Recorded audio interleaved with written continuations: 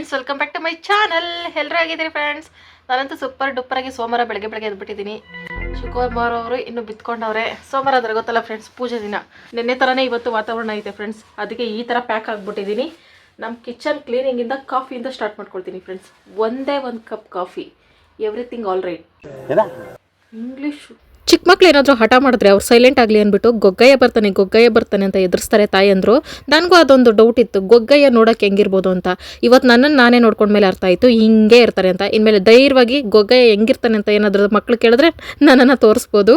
ಆ ಥರ ಪ್ಯಾಕ್ ಮಾಡಿಕೊಂಡು ರೆಡಿಯಾಗಿದ್ದೀನಿ. ನೆನೆ ಫಿಶ್ ಮಾಡಿರೋದ್ರಿಂದ ಅದೇ ಸ್ಮೆಲ್ ಇತ್ತು ಫ್ರೆಂಡ್ಸ್ ಕಿಚನಲ್ಲಿ. ನನಗೊಂಥರ ತಿನ್ನುವಾಗ ಎಮ್ಮೆ ತಿಂದಂಗೆ ತಿನ್ನೋದು, ಮಾರನೇ ದಿನ ಎಮ್ಮೆ ಥರ ಕೆಲಸ ಮಾಡಿ ಕ್ಲೀನ್ ಮಾಡೋದು, ಇದೇ ಆಗೋಯ್ತು ನನ್ನ ಜೀವನ. ಅದಕ್ಕೆ ಕಿಚನ್ ಕ್ಲೀನರಲ್ಲಿ ನೀಟಾಗಿ ಸ್ಪ್ರೇ ಮಾಡಿಕೊಂಡು ಕ್ಲೀನ್ ಮಾಡ್ಕೊಳ್ತಾ ಇದ್ದೀನಿ.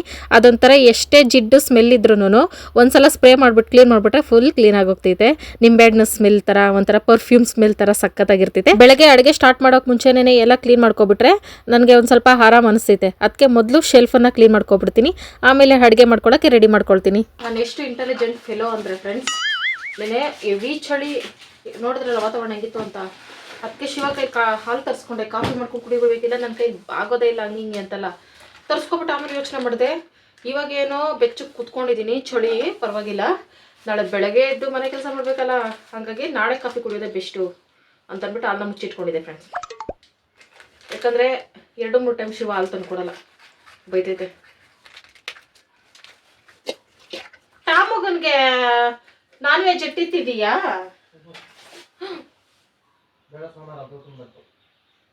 ಸೋಮವಾರ ತಿನ್ಬಾರ್ದು ಅಂದ್ರೆ ಅವ್ನು ಪೂಜೆ ಮಾಡ್ತಾನ. ನಾನು ನಾನ್ ವೆಜ್ ಮಾಡಿದ್ರೆ ಫ್ರೆಂಡ್ಸ್ ಅವನಿಗೆ ಎತ್ತಿಡ್ತೀನಿ ಮಾರನೇ ದಿನಕ್ಕೂ.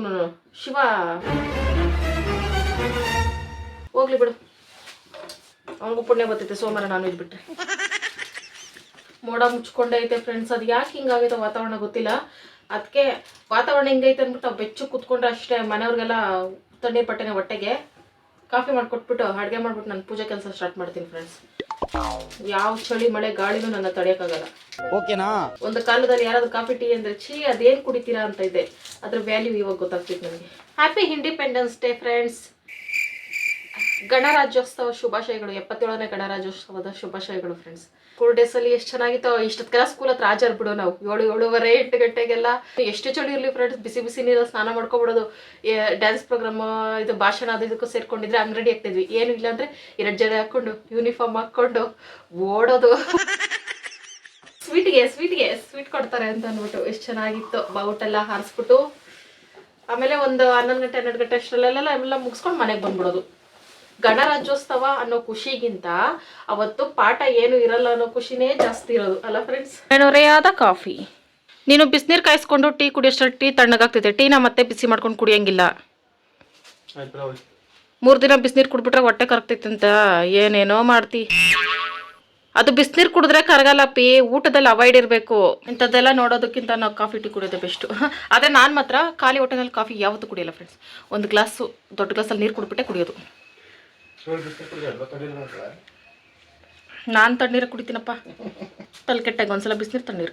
ಫ್ರೆಂಡ್ಸ್, ಇವಾಗ ನಾವು ಟಿಫನಿಂದ ಸ್ಟಾರ್ಟ್ ಮಾಡ್ಕೊಳ್ಳೋಣ. ವೆರಿ ಸ್ಟ್ರಾಂಗ್ ಟಿಫನ್ ಇವತ್ತು. ಅದಕ್ಕೂ ಮುಂಚೆ ಒಂದು ಇಂಪಾರ್ಟೆಂಟ್ ಕೆಲಸ. ಅಪ್ಪಿ, ನೀವು ಸ್ಕೂಲ್ಗೆ ಹೋಗ್ಬೇಕಾದ್ರೆ ರಿಪಬ್ಲಿಕ್ ಡೇ ದಿನ ನಿಮಗೆ ಏನು ಸ್ವೀಟ್ ಕೊಡ್ತಾಯಿದ್ರು? ಇದೇ ತುಂಬ ಇಂಪಾರ್ಟೆಂಟ್, ಹೇಳು. ಏನು ಸ್ವೀಟ್ ಕೊಡ್ತಾಯಿದ್ರು ನಿಮಗೆ? ಮಿಠಾಯಾ? ನಾವೇ ಬೆಸ್ಟ್. ನಮಗೆ ಲಾಡು, ಮೈಸೂರು ಪಾಕ್ ಎಲ್ಲ ಕೊಡ್ತಾಯಿದ್ರು. ಬಿಸ್ಕೆಟ್ ಪ್ಯಾಕು ಕೊಡ್ತಾಯಿದ್ರು ಒಂದೊಂದ್ಸಲ ದುಡ್ಡು ಜಾಸ್ತಿ ಆದರೆ.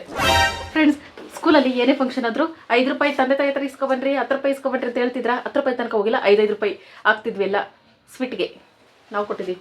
ಓಕೆ ಫ್ರೆಂಡ್ಸ್, ಟಿಫನ್ಗೆಲ್ಲ ರೆಡಿ ಮಾಡ್ಕೊಂಡಿದ್ದೀನಿ ಫ್ರೆಂಡ್ಸ್. ಅವರೇ ಬೇಳೆ ತೊಳ್ಕೊಂಡಿದ್ದೀನಿ, ಪಾಲಕ್ ಸಬ್ಬಕ್ಕಿ ತೊಳ್ಕೊಂಡಿದ್ದೀನಿ. ಇಲ್ಲಿ ಹಸಿಮೆಣಸಿನಕಾಯಿ, ಟೊಮೊಟೊ, ಈರುಳ್ಳಿ, ಬೆಳ್ಳುಳ್ಳಿ, ಕೊತ್ತಂಬರಿ, ಕರಿಬೇವು ಎಲ್ಲ ಹಾಕಿ ಒಂದು ಸೂಪರ್ ಡೂಪರ್ ಸೊಪ್ಪು ಸಾರು ಮಾಡೋದು. ಪಾಲಕ್ ಸೊಪ್ಪು ಫ್ರೆಶ್ ಆಗಿದ್ದಾಗೆ ಅಡುಗೆ ಮಾಡಿಬಿಡು ಅಂತ ಶಿವ ವಾರ್ನಿಂಗ್ ಕೊಡ್ತು ಫ್ರೆಂಡ್ಸ್. ಅದಕ್ಕೆ ಈ ಅಡುಗೆ ಬೆಳಗ್ಗೆ ಕಟ್ ಮಾಡಿ ಇಟ್ಕೊಂಡಿರೋ ತರಕಾರಿ ಸೊಪ್ಪು ಎಲ್ಲ ತುಂಬಿಕೊಂಡು ಉಪ್ಪು ಹಾಕ್ಕೊಂಡು ನೀರು ಉಯ್ಕೊಂಡು ಇದನ್ನು ಕ್ಯಾಪ್ ಕ್ಲೋಸ್ ಮಾಡಿ ಒಂದೇ ವಿಸಿಲ್ ಬೇಯಿಸ್ಕೋಬೇಕು ಫ್ರೆಂಡ್ಸ್. ಬೇಳೆ ಸೊಪ್ಪು ಬೇಗ ಬೇಯ್ತಿದೆ. ಅಯ್ಯೋ, ಹಸಿಮೆಣಸಿನಕಾಯಿ ಮಯ 1 kg ಹಸಿಮೆಣಸಿನಕಾಯಿ ತರಿಸಿದಾಯ್ತು ಒಂದಾದ್ಮೇಲೆ ಒಂದು. ಯಾವುದು ಖಾರ ಇಲ್ಲ. ಹೆಂಗಪ್ಪಿ, ನಾವೇ ಬೆಳೆಯೋದು ಬೆಸ್ಟು. ಟಾಮ್ಲಿ, ಹಸಿಮೆಣಸಿನಕಾಯಿ ತಿಂತೀಯಾ? ಹಸಿಮೆಣಸಿನಕಾಯಿ ತಿಂತೀಯಾ? ತಿನ್ಬಿಡ್ತಾನೆ ಬಿಟ್ರೆ. ರಾತ್ರಿ ದಾಲ್ ಮಾಡಿದ್ದೆ ಫ್ರೆಂಡ್ಸ್, ಅವಾಗ ಗೊತ್ತಾಯ್ತು ಈ ಹಸಿಮೆಣಸಿನಕಾಯಿ ಖಾರ ಎಲ್ಲ ನೆನ್ನೆ ತಂದಿರೋದಂತ. ಅದಕ್ಕೆ ತಂದೈತೆ, ಏನು ಮಾಡೋದು ಏನೋ ಗೊತ್ತಾಗ್ತಾಯಿಲ್ಲ ಫ್ರೆಂಡ್ಸ್. ಓಕೆ ಫ್ರೆಂಡ್ಸ್, ಮುದ್ದೆಗೆ ಇಟ್ಟಿದ್ದೀನಿ. ನನಗೆ ಇದು ವಿಸಿಲ್ ಬರೋಷ್ಟರಲ್ಲಿ ಮನೆ ಬಾಗಿಲು ಗುಡಿಸಿ ಬಾಗಿಲಿಗೆ ನೀರು ಹಾಕ್ಕೊಬಿಡ್ತೀನಿ. ಹಾಲಿನ ಒಂದು ಕೆಲಸ ಒಂದೇ ಸಲ ಮಾಡಬೇಕು. ಒಂದು ವಿಸಿಲ್ ಆಗಿದ ತಕ್ಷಣ ಹೇರ್ ಎಲ್ಲ ಹೋಗಿಸ್ಬಿಟ್ಟು ಬಗ್ಸ್ಕೊಬಿಟ್ಟೆ, ಬೇಳೆ ನುಣಗಾಗೋಗ್ತೈತೆ ಅಂತ. ಪ್ರತಿ ಸಲ ಸೊಪ್ಪು ಸಾರು ಮಾಡಿದಾಗ ಒಂದೊಂದು ಚೇಂಜಸ್ ಮಾಡ್ತೀನಿ ಫ್ರೆಂಡ್ಸ್. ಇವತ್ತು ತೆಂಗಿನಕಾಯಿ ಹಾಕಿ ರುಬ್ತಾ ಇದ್ದೀನಿ. ಇದು ಟೇಸ್ಟ್ ಚೆನ್ನಾಗಿರ್ತೈತೆ. ಇದಕ್ಕೆ 1 ಸ್ಪೂನ್ ಜೀರಿಗೆ ಹಾಕ್ಕೊಳ್ತಾ ಇದ್ದೀನಿ, ಯಾಕಂದರೆ ಹಸಿಮೆಣಸಿನಕಾಯಿ ತಿಂದರೆ ಗ್ಯಾಸ್ಟ್ರಿಕ್ ಆಗ್ತೈತಲ್ಲ ಅದಕ್ಕೆ. ಆಮೇಲೆ ಬೇಯಿಸಿರೋ ಹಸಿಮೆಣಸಿನಕಾಯಿ, ಈರುಳ್ಳಿ, ಬೆಳ್ಳುಳ್ಳಿ, ಸೊಪ್ಪು ಎಲ್ಲ ಸಪ್ರೇಟ್ ಮಾಡಿಕೊಂಡು ಜಾರ್ಗೆ ಹಾಕ್ಕೋಬೇಕು. ಅವಷ್ಟನ್ನು ರುಬ್ಬಿ ಪೇಸ್ಟ್ ಮಾಡಿ ಇಟ್ಕೊಳ್ತೀನಿ ಇಷ್ಟೇ ಸೊಪ್ಪು ಸಾರಿಗೆ. ಆಮೇಲೆ ಕುಕ್ಕರ್ ಇಟ್ಕೊಂಡು ಸ್ವಲ್ಪ ಎಣ್ಣೆ ಹಾಕ್ಕೊಂಡು ಅದಕ್ಕೆ ಸಾಸಿವೆ ಹಾಕ್ಕೊಂಡು ಕರ್ಬೇವು ಹಾಕ್ಕೊಂಡು ಚಿಟಪಟ ಸಿಡಿದ್ಮೇಲೆ ರುಬ್ಬಿಟ್ಕೊಂಡಿರೋ ಸೊಪ್ಪು ಸಾರನ್ನ ಉಯ್ಕೊಳ್ಳೋದು. ಆಮೇಲೆ ಬೇಯಿಸಿಟ್ಕೊಂಡಿರೋ ಬೇಳೆನೂ ಹಾಕ್ಕೊಳ್ಳೋದು. ಹಸಿ ಕಾಳು ಹಾಕ್ಬಿಟ್ಟು ಮಾಡ್ಬೇಕು ಫ್ರೆಂಡ್ಸ್. ತೊಗರಿ ಕಾಳು, ಅವರೆಕಾಳು, ಅಲಸಂದಿ ಕಾಳು ಈ ಥರ ಸೊಪ್ಪು ಸಾರು ಚೆನ್ನಾಗಿರ್ತೈತೆ. ಸ್ವಲ್ಪ ಉಪ್ಪು ಕಮ್ಮಿ ಇತ್ತು ನೋಡಿ ಹಾಕ್ಕೊಂಡು ಕುದಿಸ್ಕೊಂಡೆ. ಇಷ್ಟೇ ಸಿಂಪಲಾಗಿ ಸೊಪ್ಪು ಸಾರು ರೆಡಿ ಆಗಿಬಿಡ್ತೈತೆ. ಈ ಥರ ರುಬ್ಕೋಬೇಕಾದ್ರೆ ಸೊಪ್ಪು ಸಾರಿಗೆ ಒಂದು ಸ್ವಲ್ಪ ಹುಣಸೆಹಣ್ಣು ಹಾಕಿ ರುಬ್ಕೊಂಡ್ರೆ ಇದೇ ಮಸೊಪ್ಪು ಆಗ್ತೈತೆ ಫ್ರೆಂಡ್ಸ್. ಶಿವಾಗ ಮಸೊಪ್ಪು ಅಷ್ಟೊಂದು ಇಷ್ಟ ಆಗಲ್ಲ, ಮಸೊಪ್ಪಲ್ಲ ಉಳ್ಸೊಪ್ಪು ಇಷ್ಟ ಆಗಲ್ಲ. ಇವತ್ತು ಅನ್ನದ ಮುದ್ದೆನೇ ಮಾಡ್ಕೊಳ್ತಾ ಇದ್ದೀನಿ. ರಾತ್ರಿ ಒಂದು ಸ್ವಲ್ಪ ಅನ್ನ ಮಿಕ್ಕಿತ್ತು. ಮಧ್ಯಾಹ್ನಕ್ಕೆ ಹಾಟ್ ಬಾಕ್ಸ್ಗೆ ಹಾಕಿ ಇಟ್ಕೊಬಿಡ್ತೀನಿ, ಮಧ್ಯಾಹ್ನ ಬಿಸಿ ಇರ್ತೈತೆ ಅಂತ. ಆದರೆ ಮಧ್ಯಾಹ್ನ ಶಿವ ಅನ್ನ ತಿನ್ನಲ್ಲ ಫ್ರೆಂಡ್ಸ್. ಆ ಮುದ್ದೆನ ನಾನೇ ತಿಂದು ಖಾಲಿ ಮಾಡಬೇಕು. ಬೆಳಿಗ್ಗೆ ಇದೆ ಟಿಫನ್ ಫ್ರೆಂಡ್ಸ್. ವಾವ್, ಹೇಗಿದ್ದೆ ನಾನು, ಹೇಗಾಗೋಗ್ಬಿಟ್ಟೆ ನಾನು. ಏನು ಸಪ್ಪ ಕೂತಿದ್ದೆ, ಏನು ಚಿಂತೆ? ಸ್ವರ್ಗ ಮುದ್ದೆಲಿ ಈಗ ಇಷ್ಟ ಆಯ್ತಾ ಸಾರು? ಓ, ಏನು ಪ್ರೀತಿ, ಏನು ಪ್ರೇಮ, ಏನ್ ಪ್ರೀತಿನೋ ಏನ್ ಪ್ರೇಮಗಳು. ಆಗಾಗ ನನ್ನ ಗಂಡನ ಪ್ರೀತಿ ಜಾಸ್ತಿ ಆಗ್ಬಿಡ್ತೈತೆ ಫ್ರೆಂಡ್ಸ್.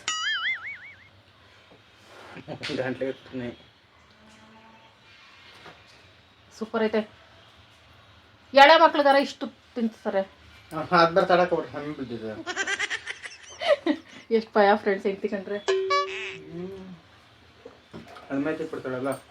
ಅದ್ರ ಮೇಲೆ ಒಂದು ಸ್ವಲ್ಪ ಅನ್ನ ತಿನ್ಬಿಡು. ಮನೆ ಬಾಗ್ಲೆಲ್ಲ ಕ್ಲೀನ್ ಮಾಡಿ ನಾನು ಫ್ರೆಶ್ ಆಗಿ ರೆಡಿ ಆಯ್ತು ಫ್ರೆಂಡ್ಸ್.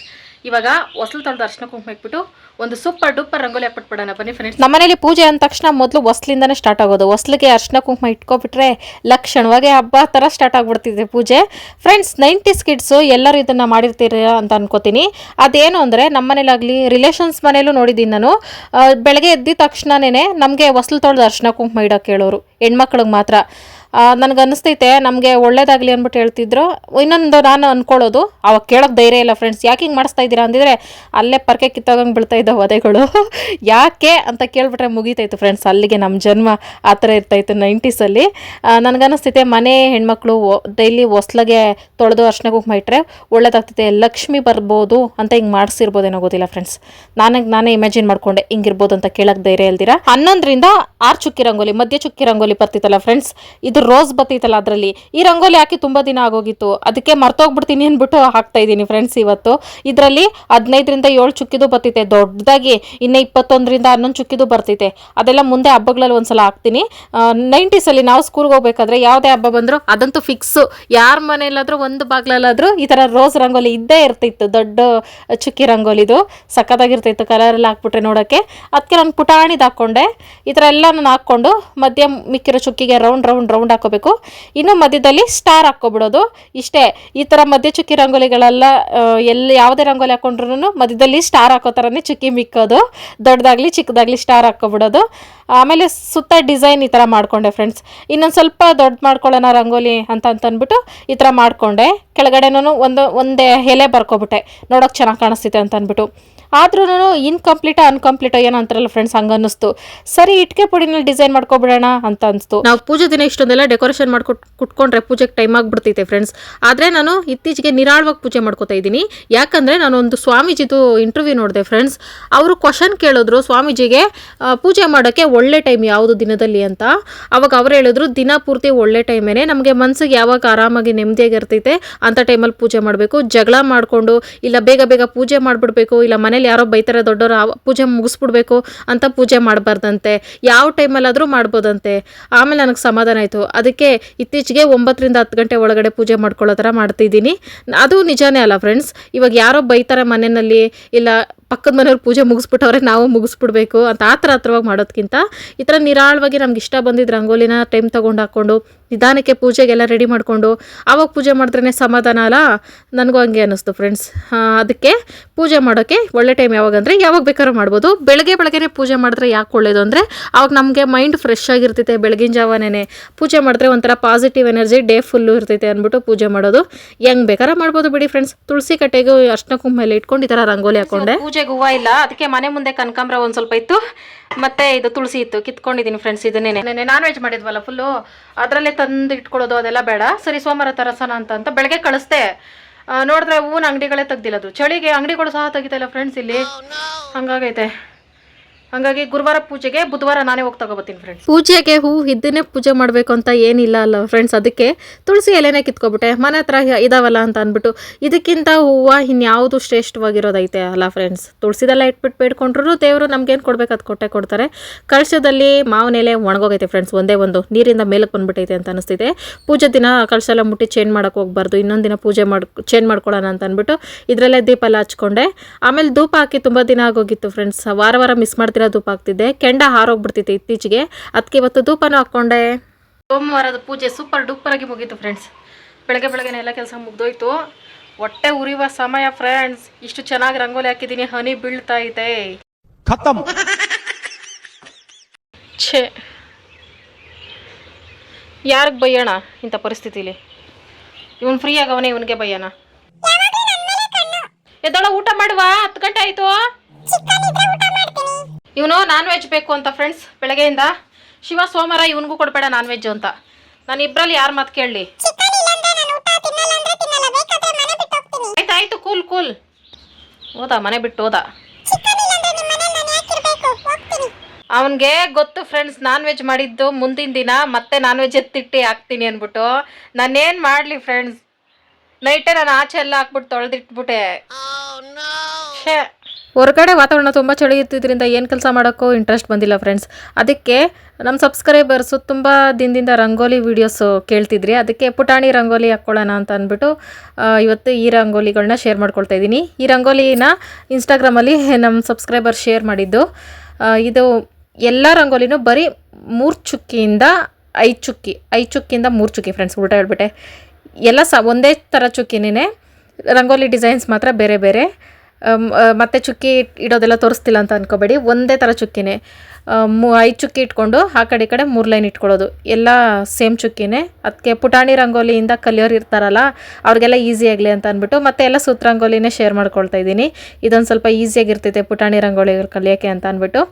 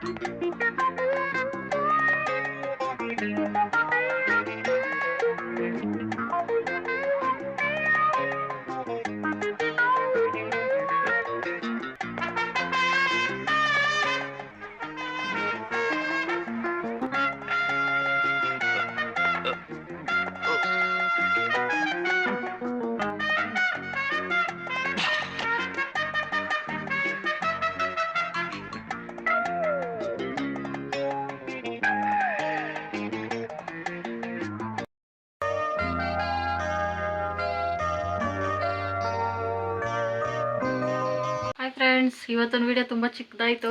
ಮಧ್ಯಾಹ್ನ ನಾನು ಸ್ವಲ್ಪ ಹೊಟ್ಟೆ ನೋವು ಜಾಸ್ತಿ ಆಗ್ಬಿಟ್ಟೈತೆ ಫ್ರೆಂಡ್ಸ್. ಅದಕ್ಕೆ ಸಾರಿ ಫ್ರೆಂಡ್ಸ್, ನಾಳೆಯಿಂದ ಲಾಂಗ್ ವಿಡಿಯೋ ಮಾಡ್ತೀನಿ ಸ್ಟ್ರಾಂಗ್ ಆಗಿ. ಮೋನಿಕಾ 27ಕ್ಕೆ ಇವತ್ತೇನೆ wish happy birthday. Harshita Gowda 27ಕ್ಕೆ happy birthday. Preetam happy birthday 28ಕ್ಕೆ. ನಕ್ಷ ಗೌಡ 27ಕ್ಕೆ ಹ್ಯಾಪಿ ಬರ್ತಡೇ.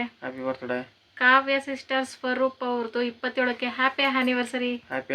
ಇವತ್ತಿನ ವಿಡಿಯೋ ಇಷ್ಟೇ ಫ್ರೆಂಡ್ಸ್. ಎಂಡವರೆಗೂ ಯಾರೆಲ್ಲ ವಿಡಿಯೋ ನೋಡಿದ್ದೀರಾ, thank you so much friends. Bye good night.